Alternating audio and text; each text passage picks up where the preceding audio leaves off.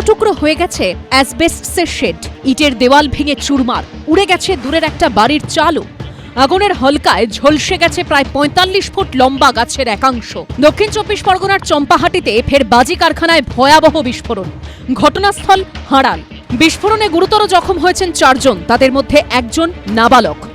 যে জায়গায় এই বিস্ফোরণ ঘটেছে, প্রথম বিস্ফোরণ স্থল যেটা, সেই জায়গায় এখনো পর্যন্ত কিন্তু বাজির যে সাদা যে জিনিসগুলো দেখতে পাওয়া যাচ্ছে, এখানে কিন্তু বাজির মশলা।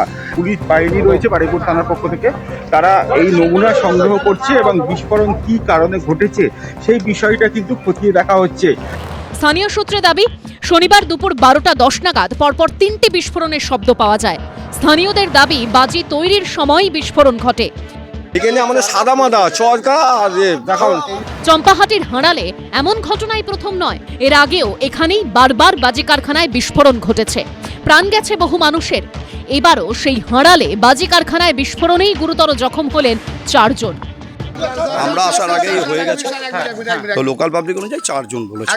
বাজি কারখানায় বিস্ফোরণের পর যে প্রশ্নগুলো উঠছে তা হলো, বাজি তৈরির লাইসেন্স কি ছিল? সব নিয়ম মেনেই কি বাজি তৈরি হচ্ছিল? নিয়ম মানা না হয়ে থাকলে প্রশাসন কি করছিল? কোথায় ছিল নজরদারি? এদিকে এই সমস্ত প্রশ্নের মাঝে ঘটনাস্থলের একেবারে পাশেই দেখা গেল এই ছবি। আরেকটি বাজি কারখানা দেখা যাচ্ছে, তার বাইরে রোদে ঢেলে শুকোতে দেওয়া হয়েছে প্রচুর শব্দবাজি। বিস্ফোরণ স্থলের পাশের এই যে বিশাল আকৃতির যে ছাউনি তৈরি করা যে ঘর রয়েছে, সেই ঘরের মধ্যেই কিন্তু তৈরি হচ্ছে শব্দবাজি। যে ছবি দেখাতে বলবো ক্যামেরা পার্সন অভিজিৎ দত্তকে, এখানে কিন্তু রীতিমতো বারুদ রয়েছে, যে বারুদগুলো কিন্তু যে কোনো মুহূর্তে বারুদের মধ্যে আগুন পড়লে বা কোনো রকমভাবে কিন্তু বিস্ফোরণ ঘটতে পারে।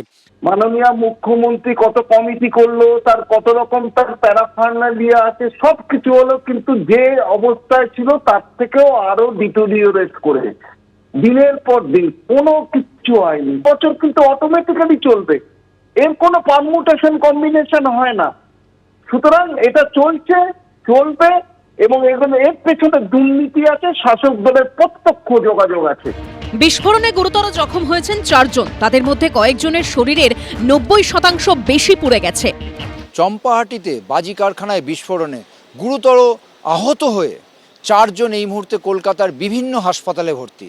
আমরা যেখানে দাঁড়িয়ে রয়েছি পিএলএস হসপিটালে, সেখানে ২ জন ভর্তি আছে এবং যে ২ জন ভর্তি আছে তাদেরকে এই মুহূর্তে আইটিইউতে স্থানান্তরিত করা হয়েছে।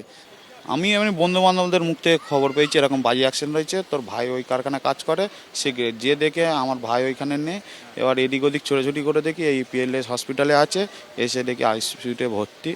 এদিকে এ নিয়ে শুরু হয়েছে রাজনৈতিক চর্চা। যে আসন্ন নির্বাচনের আগে বোমা বাঁধার জন্য, মানুষকে সন্ত্রস্ত করার জন্য, বিরোধীদের ওপরে শুনুন বা লিখুন, বিজেপির ওপরে অত্যাচার করার জন্য এইসব বোমা বাঁধার কারখানা ওখানে চলছিল, যেটা বাজির কারখানার সামনে জ্যাকেট পরানো, আসলে ওটা তৃণমূলের বোমার কারখানা। কি হচ্ছে এটা? এগরা, দত্তপুকুর, বারাসাত, মহেশতলা, চম্পাহাটি, গোটা রাজ্য জুড়ে শুধু বাজির বিস্ফোরণ, মানুষের মৃত্যু। সরকার আছে না নেই? আরে কেমিক্যালের সেন্ট্রাল ব্যবস্থাপনা হবে, তার কিছু ব্যবস্থা করেনি, কিচ্ছু করেনি।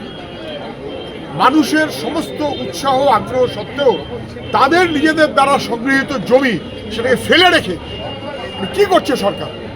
মানুষের জীবন নিয়ে ছিনিমিনি খেলছে। পাল্টা উত্তর দিয়েছে তৃণমূল। একটা দুর্ঘটনা, এবার সেখানে কোথাও নিশ্চয়ই কিছু একটা গলদ ছিল, হয়েছে, সেটা পুলিশ প্রশাসন দেখছে। ম্যান টু ম্যান তো আর পুলিশ দেওয়া সম্ভব নয়। এবার বাকিদেরও তো একটা সচেতনতা বলে ব্যাপার আছে। আরে বিজেপি রাজ্যে যে ফাটছে যখন, তখন সেগুলো বোমা হচ্ছে না, তখন সেগুলো বাজি থাকছে। আর পশ্চিমবঙ্গের বাজি কারখানায় কি চলে সেটা বোমা হয়ে যাচ্ছে।